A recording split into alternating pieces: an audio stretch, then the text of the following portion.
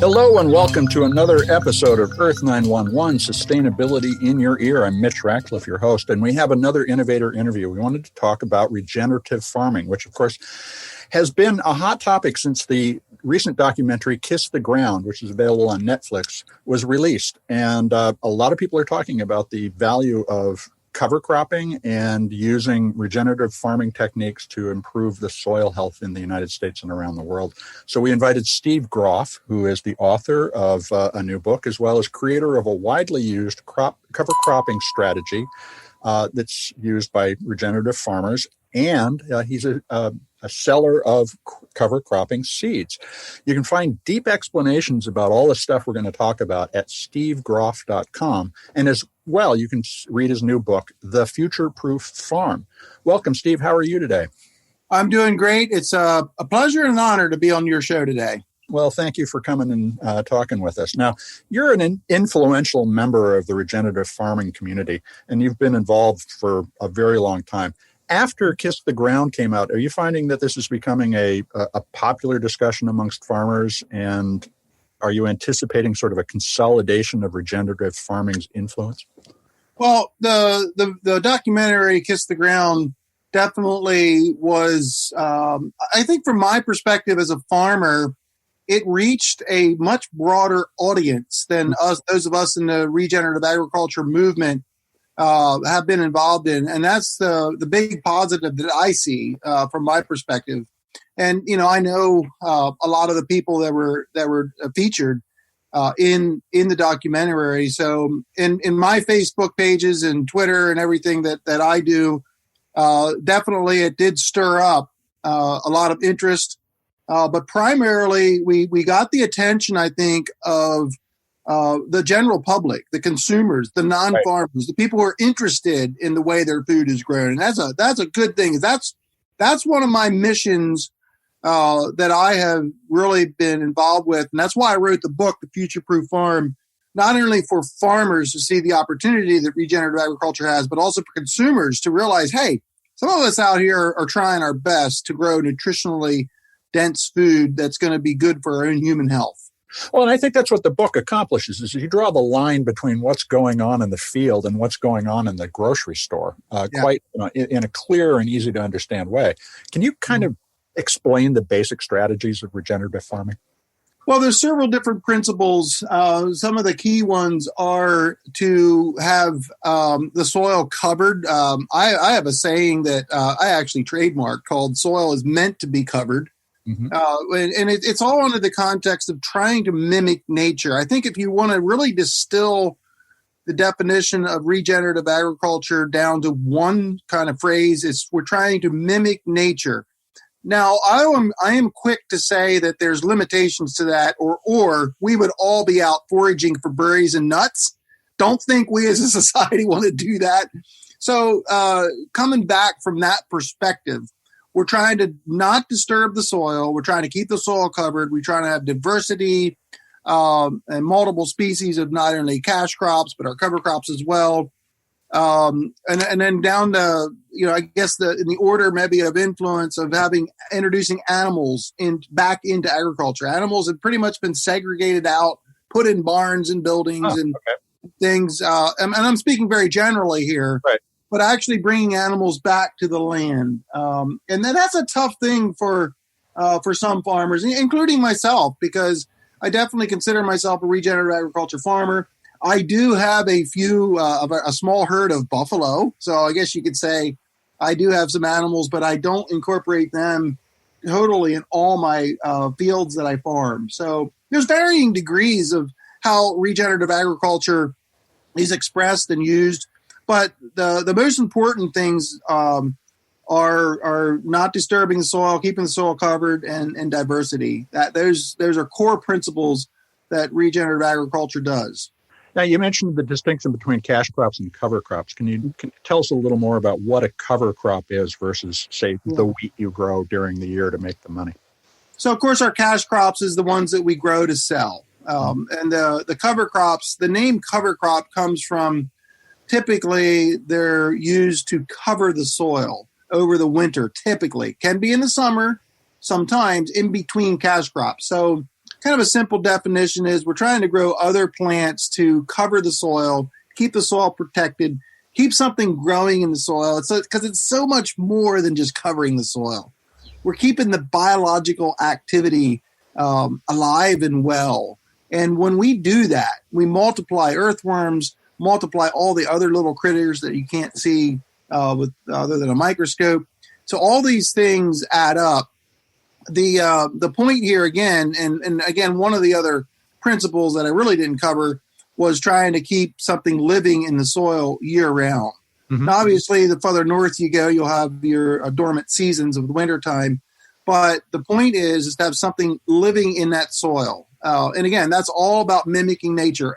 Everywhere in nature where it's undisturbed by humanity, you see multiple species, the soil's not disturbed, and something's growing year round. So that's, again, what we're trying to implement those things into our fields. And I think you hit on an important thing, year round. A lot of people think things aren't growing in the winter, but in fact, a cover crop is a living organism interacting with the soil, even in the midst of a freeze, isn't it?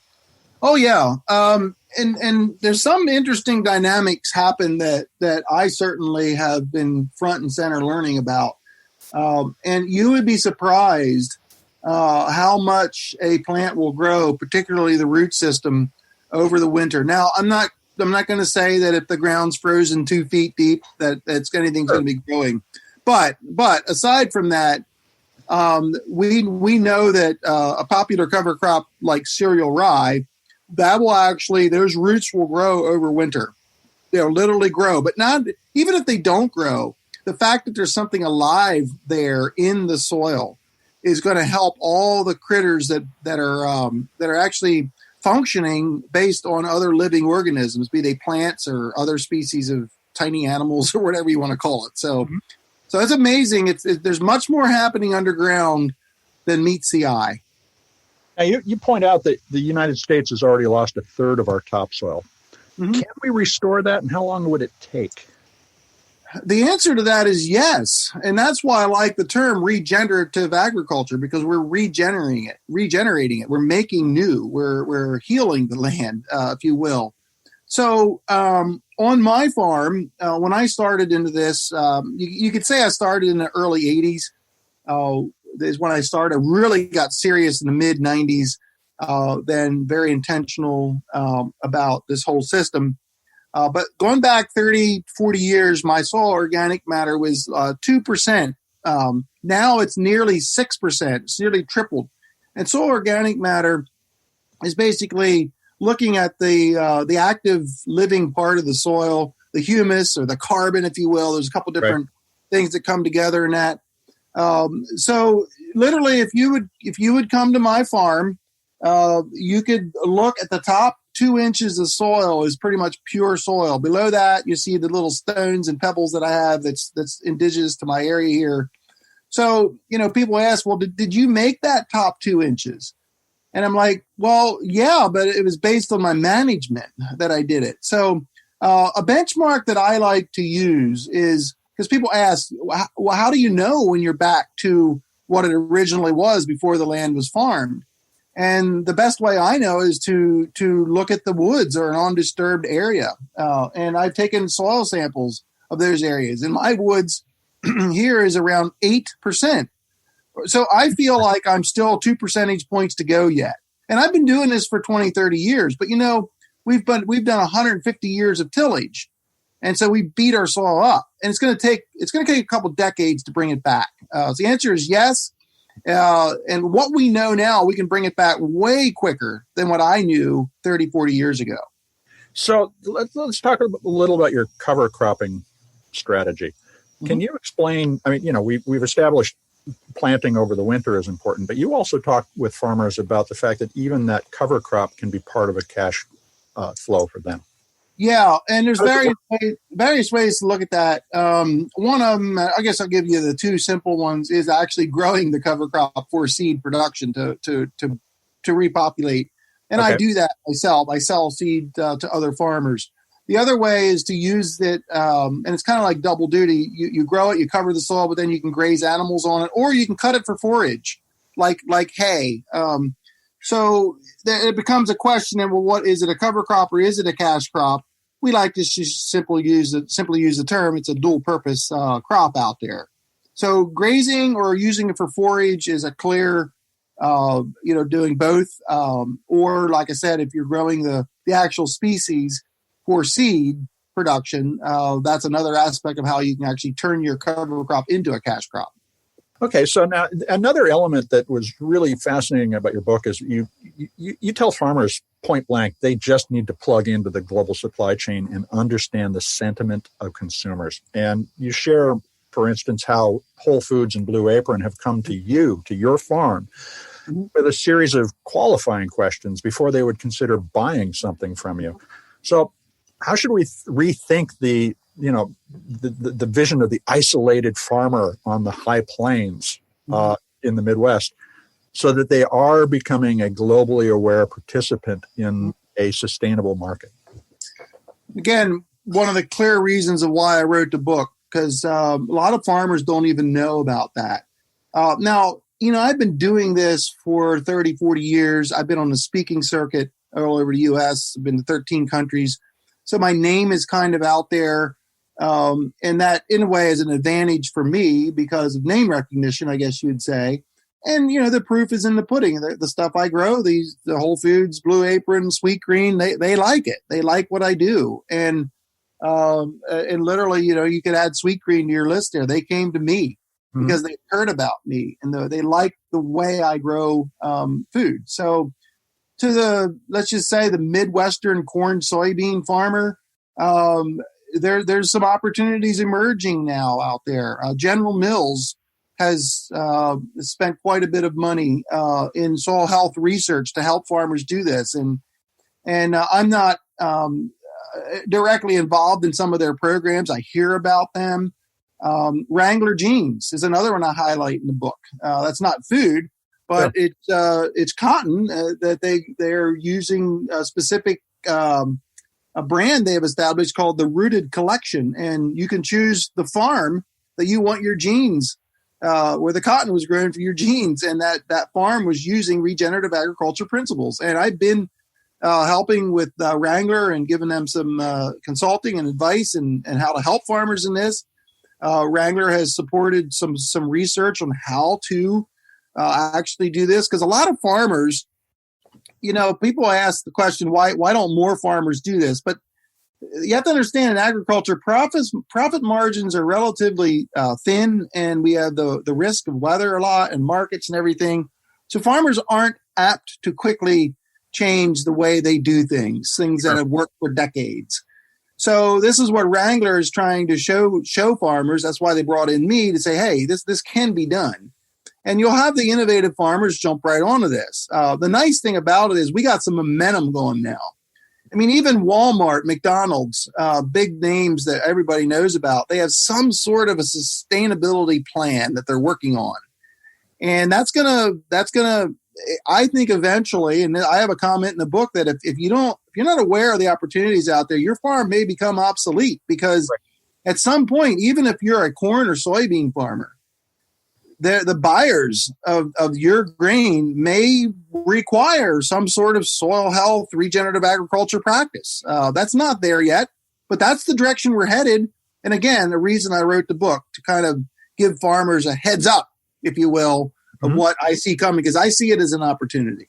So it's interesting. So what you're really saying is that the farmer has to have a story about their crop and the sustainability of their crop, because consumers and the buyers who are trying to buy the produce they're going to sell are tuning in to where this food came from and how it was grown in a way that they didn't before.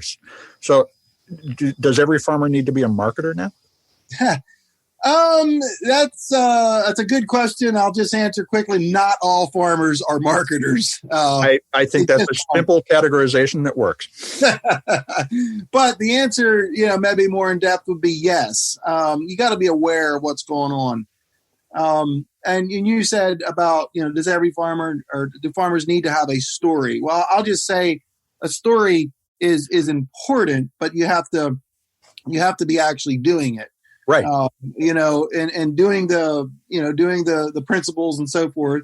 And then, then the story follows. Because that's, the generation we're in right now. The story of even how you treat your workers and all this enters into a consumer's decision on where they buy.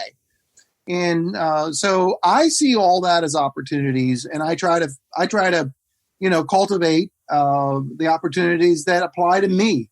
I'm not going to be growing oats for General Mills for Cheerios because there's other regions of the country that are better for that. I'm just using that as an example. So there's lots of opportunities popping up, and to answer your question, I would say a qualified yes. You do need to be more of a marketer maybe than you had been in the past. Well, I'll just put an underline on that. You need to be an honest marketer. There are just marketers, but you have to be an honest marketer. You have to do what you say you're doing.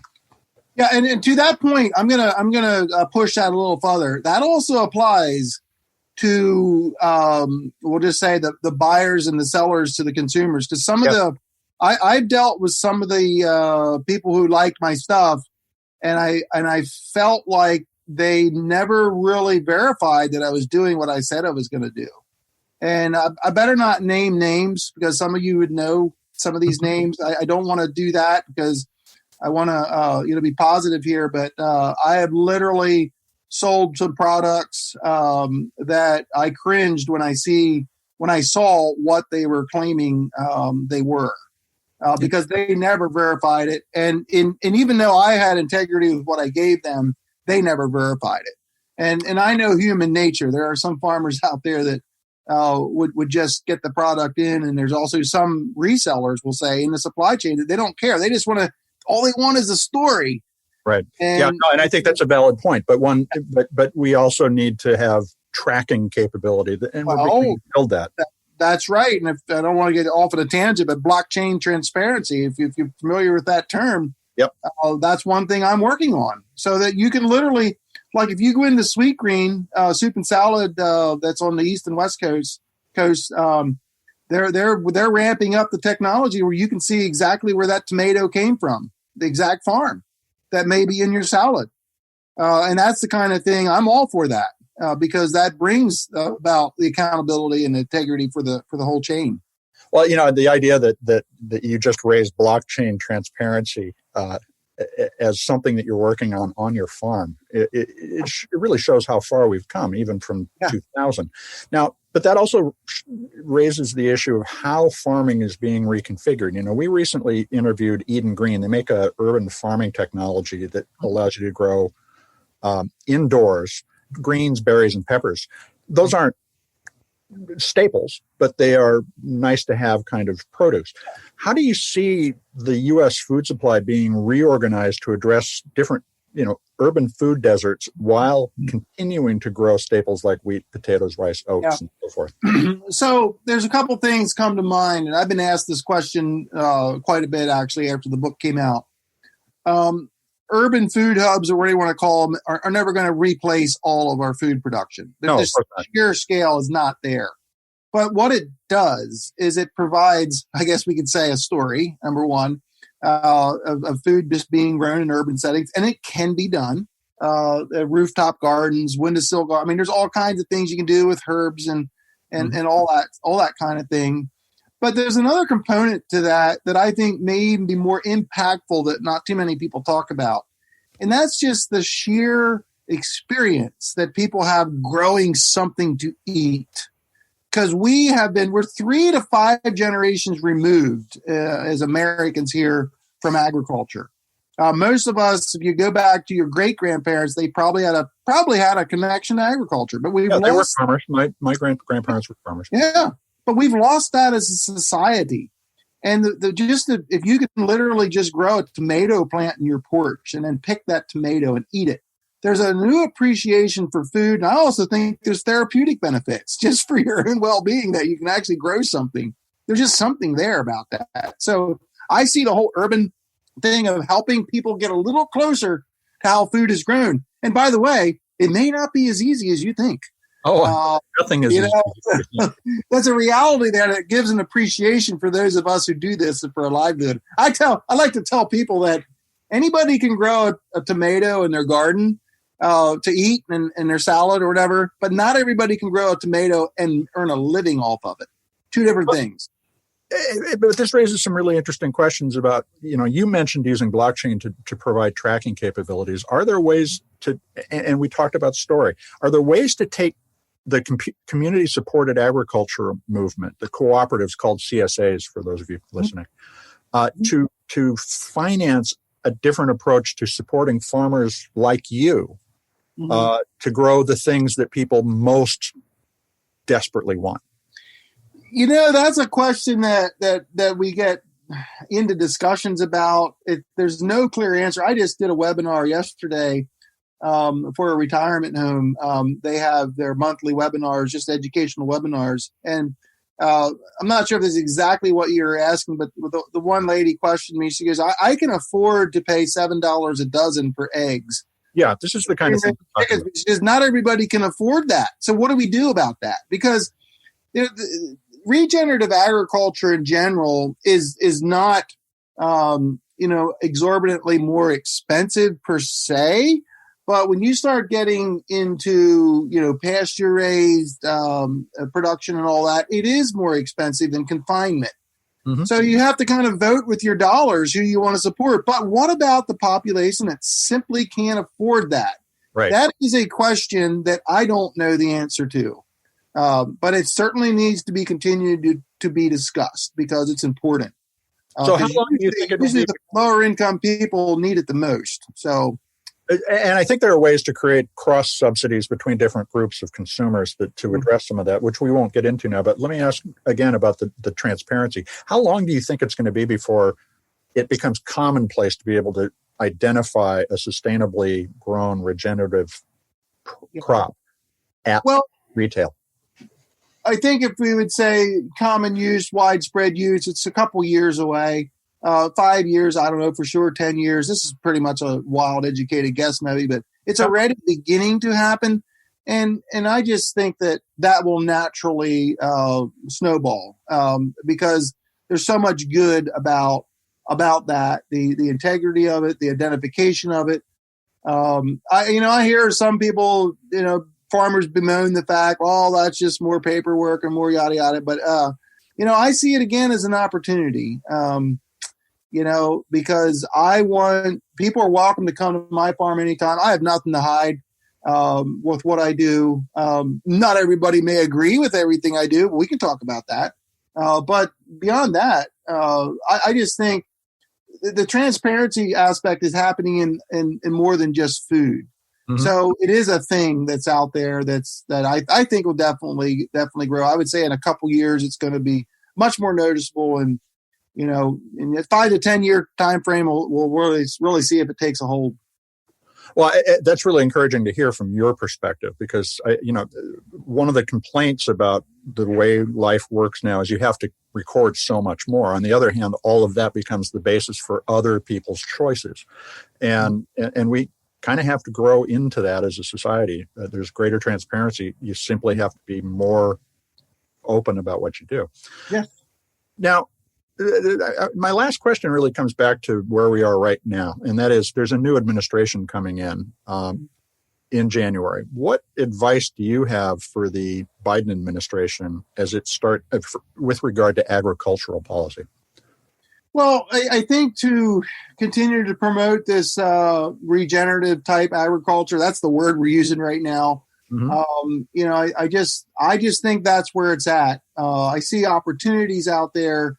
I kind of live it myself, so that's why I'm promoting it. So, did they need to put subsidies in place in order to encourage more farmers to make this transition? I prefer to let the market work. Okay, but to help farmers make the transition, I'm also supporting. So, I wouldn't advocate all out subsidies because I feel that. This is easily once you understand how this is done, the market will work. But the public is more interested in health than ever, And with social media and all the technology we have to get information out there, I feel that that this is going to continue to consumer demand. But the one chapter in my book is "She's Your New Boss," and that all is going back to it's just a stereotypical millennial shopper who is they're looking down the produce aisle. They're choosing what to put in their cart based on how the food was grown. So letting the market work, I see that's important. As far as subsidies, I would rather put that into the education side to focus on the education, because subsidies, if you're just doling out subsidies, they're like forever. But if you teach people, it's the whole thing. Instead of giving someone a fish, teach them to fish. So more R&D, perhaps, in addition to education, because that's how you get the material for the education is doing this. Yes, and I would advocate, we need our universities, we need our USDA, but having them work more with farmers. One of the complaints of farmers is you have an institutionalized researcher who, they have plenty of money maybe to do their research, but sometimes it's not practical to apply it at farm scale or actually out on the farm. So I really like the research that involves farmers, where researchers literally come out to farms and do the research on the farm, because that's so much more effective.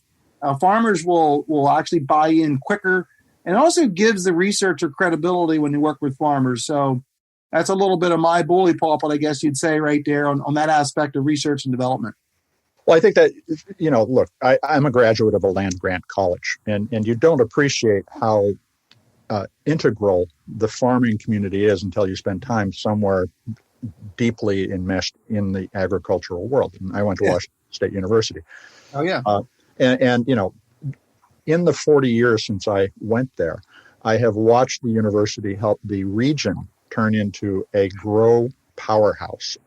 More wheat is grown in the county around the university than anywhere else in the United States because of the investment in research at the university. Mm-hmm. So it's great to see that what we should do is educate more, because that is the basis for a lot of additional prosperity. Yeah. So Steve, I want to thank you for taking time to talk with us today. You're welcome. It's been a pleasure.